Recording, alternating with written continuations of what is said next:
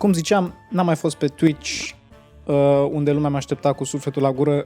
Am lucrat un pic mai pe larg la un proiect destul de interesant, unde mi-am propus să studiez activ stilul de realizare și metodologia a 7 artiști care m-au inspirat pe mine și mă inspiră în continuare destul de profund prin arta pe care o realizează și de la care am învățat bazele, fundația a ceea ce fac și ce creez și mai ales când vine vorba de cum se folosesc anumite programe și lucruri de genul ăsta. Bineînțeles, vorbim de artă digitală. Pentru a reprezenta acest concept, mi-am propus să desenez un ou în stilul fiecăruia dintre acești oameni. De ce ouă? Pentru că vine Paștele și în lumea culinară o lecție de bază și cred că și un test ceva când vrei să intri într-o bucătărie. O lecție esențială este pregătirea perfectă a unui ou. Vă salut din montaj, unde o să rezumăm niște aspecte ale proiectului ca să nu avem un video de 3 ore. Proiectul a fost realizat în 3 programe: Blender, After Effects și Photoshop, utilizând metoda de lucru a artiștilor în programul respectiv lor. Procesul a durat între 2 și 4 ore pe ou, undeva la 20-22 de ore în total. Cei 7 artiști sunt Andrew Kramer, Andrew Price, Ana Podedvorna, Ben Marriott, Codin Sebastian Pop, Carmen Lowe și Marco Bucci.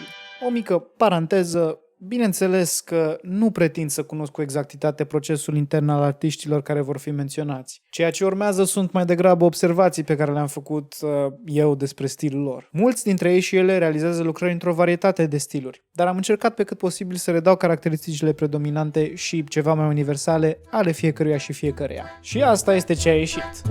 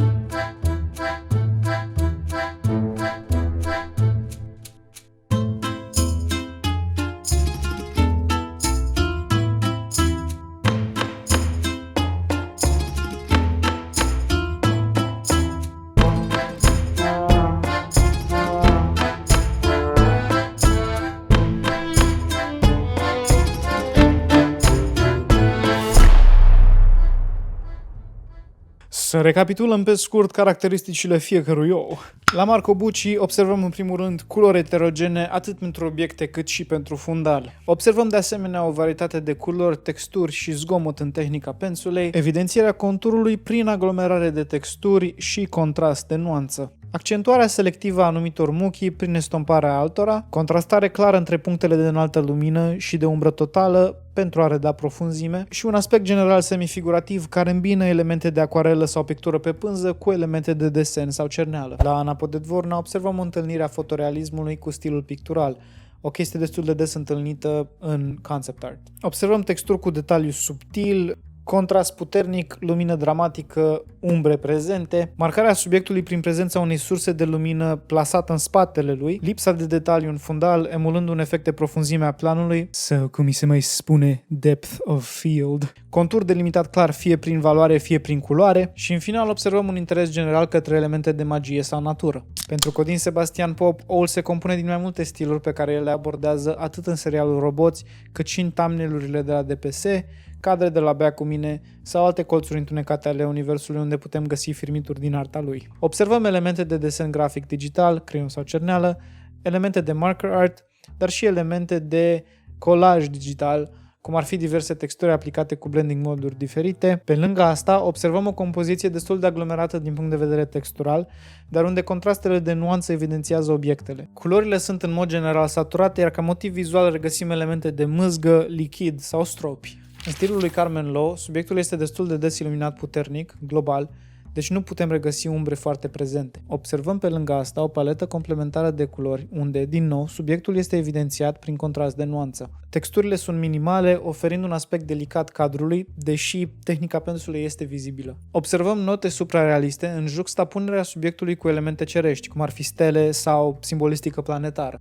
Motive vizuale sunt nori și vegetație, în special flori, frunze, ramuri și se regăsesc de obicei în proximitatea subiectului. Conturul este redat de linii apropiate ca nuanță de culoarea subiectului. Ben Marriott își derivă estetica vizuală din elemente de desen tradițional, creion, colaj, iar estetica formelor și animației propriu-zise este o preluare contemporană a unui remix între animația Thin Line și animația Cartoon Network a anilor 90. Cu toate astea observăm un twist de complexitate personal în texturi și aglomerare vizuală. Observăm forme simple, minimaliste, culori vii. Dimensiunea obiectelor este redată de umbre adiacente, cel mai des realizate din zgomot de imagine, grain shading, ceea ce din nou contribuie la aspectul retro al cadrului. Stilul lui este caracterizat și de supraimpunerea diverselor forme pentru a crea dimensiune, valurile care par ar fi în interiorul oului și nu pe el. În lucrările și tutorialele lui Andrew Price observăm o filozofie creativă care promovează realismul atât în modelele 3D cât și în texturile și materialele care sunt aplicate. Conform lui, materialele ar trebui să fie procedurale, adică editabile și ajustabile conform unui algoritm, care să conțină cât mai puține fișiere locale. O altă valoare propusă de modului de lucru este topologia corectă și, ca rezultat, abilitatea obiectului de a fi folosit într-o multitudine de aplicații. Din punct de vedere vizual, observăm o preferință pentru un aspect cinematic clasic, folosirea iluminării în 3 puncte și un aspect general plăcut, lejer. Stilul, inspirat de Andrew Kramer, prezintă un interes general pentru elemente cosmice și elemente sci-fi. În munca lui observăm un aspect vizual de blockbuster contemporan, culori saturate, contrastate în nuanță și refracții de lumină. Lens flare. De obicei, lumina scoate în evidență subiectul într-un mod dramatic, iar metodologia lui Andrew se bazează pe principii de compositing, asamblarea unor elemente separate într-o compoziție comună. Observăm și folosirea zgomotului fractal pentru crearea elementelor de fum, nebuloase sau ceață cosmică. În mod evident, ca și Easter egg, am folosit chiar pluginul Orb de la Video Copilot, compania fondată de Andrew Kramer, pentru a realiza OUL. Pentru o recapitulare mai în detaliu, dar ceva mai stângace, puteți spicui videoul live-ului de pe Twitch. Menționez încă o dată că observațiile făcute de mine în acest exercițiu sunt generalizate, deci implicit reductive. Vă invit să investigați mai pendelete oamenii specificați dacă cineva v-a interesat în mod special. Pe această cale le mulțumesc pentru munca lor inestimabilă și pentru devotamentul lor față de pedagogie. Bineînțeles, găsiți în descriere multiple linkuri și referințe pentru toți artiștii menționați.